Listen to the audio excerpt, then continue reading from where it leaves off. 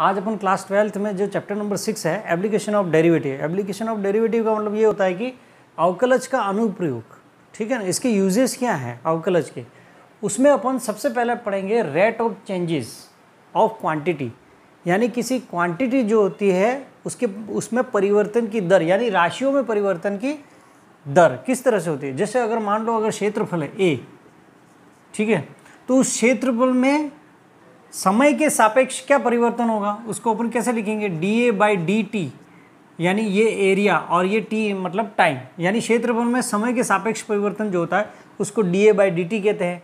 जैसे मान लो त्रिज्या में परिवर्तन हो रहा है तो dr/dt लिखेंगे उसको, ठीक है। तो यहाँ पे त्रिज्या देखो, त्रिज्या की अगर इकाई सेंटीमीटर है तो यहाँ पे सेंटीमीटर पर सेकंड ऐसा हो जाएगा, यानी इतने सेंटीमीटर पर सेकंड त्रिज्या बढ़ रही है, ठीक है, यहाँ घट रही है। तो इसी को ही कहते हैं अपन रेट ऑफ चेंजेस, ठीक है ना, परिवर्तन की दर। जैसे अगर मान लो आयतन है तो आयतन को अपन dv/dt अगर समय पे के सापेक्ष बढ़ रहा है, अगर यह आयतन त्रिज्या r के सापेक्ष बढ़ रहा है तो उसको अपन लिखेंगे dv/dr, ठीक है। तो इस तरह से हमें इनकी वैल्यू यानी इनका मान निकालना, यही राशियों के परिवर्तन की दर है। परिवर्तन की दर, परिवर्तन समय के सापेक्ष भी हो सकता है और त्रिज्या के सापेक्ष भी हो सकता है। अब यहाँ पे अपन कुछ 2-4 क्वेश्चन लेंगे जो आपकी एक्सरसाइज में है, उनको अपन हल करके देखते हैं कि इसको अपन किस तरह से करेंगे। अब सबसे पहले आता है, देखो यहाँ पे पहला क्वेश्चन है कि वृत्त के क्षेत्रफल में परिवर्तन की दर r के सापेक्ष ज्ञात करनी है, ठीक है। तो सबसे पहले हमको निकालना क्या है, क्षेत्रफल में परिवर्तन की दर। क्षेत्रफल होता है a, यानी dA/dr निकालना है हमें, ठीक है, क्योंकि यहाँ पे लिखा r के सापेक्ष, अगर कुछ नहीं लिखा, r के सापेक्ष नहीं लिखा होता, खाली यूँ लिखा है कि परिवर्तन की दर निकालो, तो dA/dt ही निकालना है, ठीक है। तो हमें इसका मान निकालना dA/dr का, जबकि r बराबर हमारे पास कितनी दे रखी है, 3 हो। जब त्रिज्या 3 हो तब dA/dr का मान कितना होगा। अब अपन देखो यहाँ सबसे पहले एक वृत्त दे रखा है, इसलिए वृत्त का क्षेत्रफल का सूत्र पहले लिखो πr²।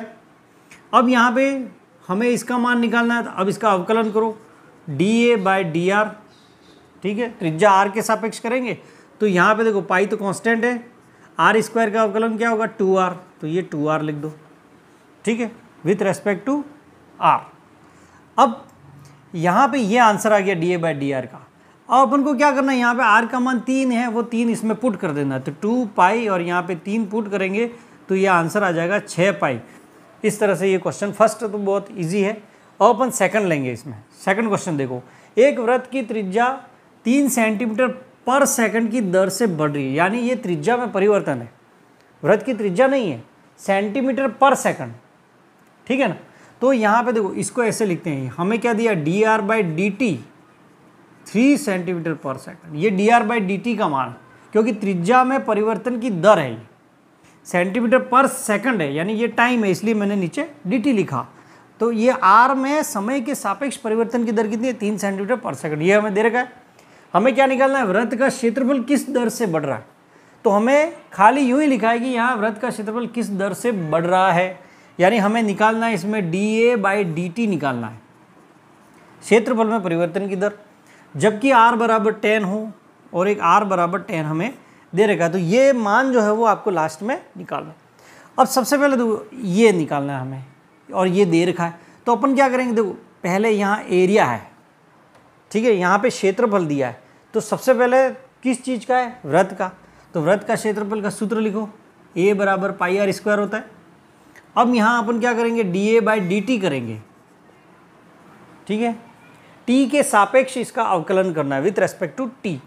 तो देखो पाई तो कांस्टेंट है, पाई, r² जो वेरिएबल है ये चर है, तो इसका अवकलन तो हो जाएगा 2r, लेकिन पीछे आपको dr/dt लिखना है, क्योंकि अपन t के सापेक्ष कर रहे हैं, यहाँ पे अपन r के सापेक्ष कर रहे थे, इसलिए dr/dr लिखेंगे तो वो कट जाएगा, ठीक है, इसलिए यहाँ पे नहीं लिखा अपन ने, ठीक है ना। यहाँ r था तो r के सापेक्ष ही था, यहाँ पे r है और t के सापेक्ष करना है तो पीछे dr/dt लिखना है।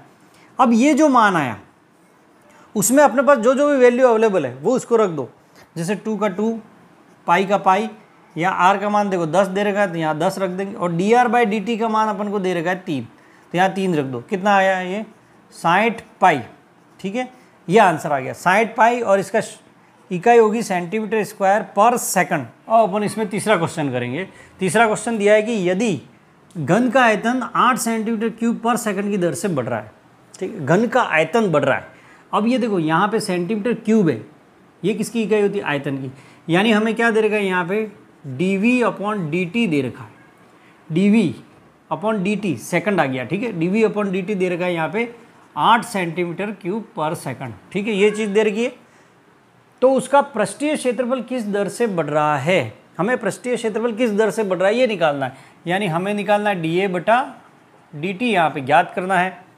यदि किनारे की लंबाई 12 हो, किनारे की लंबाई यानी उसकी भुजा की लंबाई, भुजा को मान लेते हैं अपन x, ठीक है, तो भुजा दे रखी है यहाँ पे 12 सेंटीमीटर। और अपन जानते हैं देखो यहाँ से कि अगर एक घन है, इस तरह से कोई घन है, उसकी सभी भुजाएं क्या होती है? समान होती है। उसकी भुजा अपन ने मान ली यहाँ पे x, ठीक है, तो उसका जो आयतन होता है, देखो यहाँ पे दिया है dv/dt बराबर 8 दिया है। अब यहाँ क्या लिखेंगे अपन? d/dt तो ऐसे ही लिखेंगे। अब अपन को पता है यहाँ v आयतन कितना होता है? घन का आयतन x³ बराबर 8 हो गया। अब इसका अवकलन करो। सबसे पहले ये दिया था, ठीक है, तो अपन ने क्या किया? v यानी आयतन, उसकी भुजा x मान ली मैंने, यहाँ पे x³ रखा। अब x³ का अपन अवकलन करेंगे विथ रेस्पेक्ट टू t, यानी t के सापेक्ष, तो 3x² हो गया। और पीछे dx/dt लिखना है क्योंकि ये अलग वेरिएबल है और t के सापेक्ष कर रहे हैं, तो dx/dt बराबर 8। तो ये dx/dt का मान कितना हो गया यहाँ से? 8/3x²। ये एक समीकरण आ गया, इसका अपन उपयोग करेंगे, ठीक है। अब हमें निकालना है dA/dt, ठीक है, हमें क्या निकालना है? इसलिए dA/dt हमें निकालना है। तो अपन क्या करेंगे यहाँ से, देखो बिकॉज a बराबर क्या होता है इसका? 6 इंटू भुजा स्क्वायर। किसी भी घन का पृष्ठीय क्षेत्रफल कितना होता है? 6 इंटू भुजा स्क्वायर, 6x² होगा। अब अपन इसका अवकलन करेंगे dA/dt करेंगे, तो देखो 6 का 6, x² का क्या होगा? 2x, तो ये 6 दूनी 12x हो जाएगा, ठीक है। इसको डायरेक्ट लिख देते हैं अपन 12x, और पीछे dx/dt इसमें लिखना है क्योंकि अपन t के सापेक्ष अवकलन कर रहे हैं। ये आ गया। अब यहाँ से देखो इसमें कौन कौन सी, हमें इसका मान निकालना है dA/dt। तो इसमें क्या आ रहा है? 12x और dx/dt, तो 12 का 12, x का मान ये आपको पुट कर देना है, ठीक है। अब अपन क्या करेंगे यहाँ से, देखो तो इसलिए dA/dt बराबर 12x और dx/dt का मान समीकरण 1 से रखेंगे अपन 8/3x², ठीक है। ये मान इसमें, ये जो मान है वो इसमें पुट कर दें। अब हमें x का मान क्या दे देगा इसमें? भुजा 12, तो ये 12 रख देनी, तो 12 यहाँ पे 12 आ जाएगा, 8 3 और ये 12 का स्क्वायर, यानी 12 का स्क्वायर हो गया। तो ये 12 का स्क्वायर यहाँ से ये कट गया, तो ये आंसर आ गया 8/3 सेंटीमीटर स्क्वायर पर सेकंड। ये dA/dt, ठीक है। इस तरह से आपको सॉल्व करना है। अब लास्ट सवाल अपन एक सॉल्व कर देते हैं इसमें। अब अपन एक और सवाल इसमें करके देखते हैं किस तरह से होता है। एक स्थिर झील में पत्थर डालने पर, जैसे अपन झील में पत्थर डालेंगे तो तरंगे यूँ जाएंगी, तो तरंगे जिस तरह से बढ़ रही है उसका मतलब यहाँ वहाँ पे एक सर्कल बनता है। जैसे ही पत्थर डालते हैं तो सर्कल बनता है, अब वो सर्कल बढ़ता जाता है।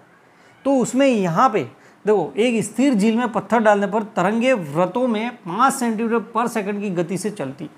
तो जो तरंग चल रही है वो हमेशा क्या है? त्रिज्या बढ़ रही है, इसका मतलब, ठीक है। यहाँ पे ये जो दे रखा है ये, तो ये जो त्रिज्या है r, तो ये हमें 5 सेंटीमीटर पर सेकंड की गति से चलती हैं, तरंगे चल रही है, ठीक है। इसका मतलब ये dr/dt है। अगर इसकी त्रिज्या अपन r माने तो dr/dt कितना है? 5 सेंटीमीटर पर सेकंड।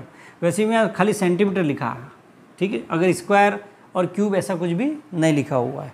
तो इसका मतलब ये झील में पत्थर डालने पर तरंगे वृत्तों में 5 सेंटीमीटर पर सेकंड की गति से चलती हैं। इसका मतलब ये त्रिज्या बढ़ रही है। यदि वृत्ताकार तरंग की त्रिज्या 8 हो, यहाँ पे r बराबर दे रखा है 8, ठीक है, तो उस क्षण पे घिरा हुआ क्षेत्रफल किस दर से बढ़ रहा है? तो हमें क्षेत्रफल किस दर से बढ़ रहा है वो निकालना है, यानी हमें निकालना है dA/dt। ठीक है, इसकी वैल्यू निकालनी।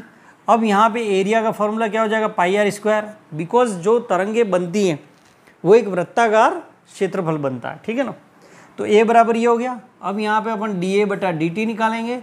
dA/dt तो देखो पाई का पाई, इसका 2r हो गया, और पीछे dr/dt लिखना है क्योंकि यहाँ पे t के सापेक्ष कर रहे हैं।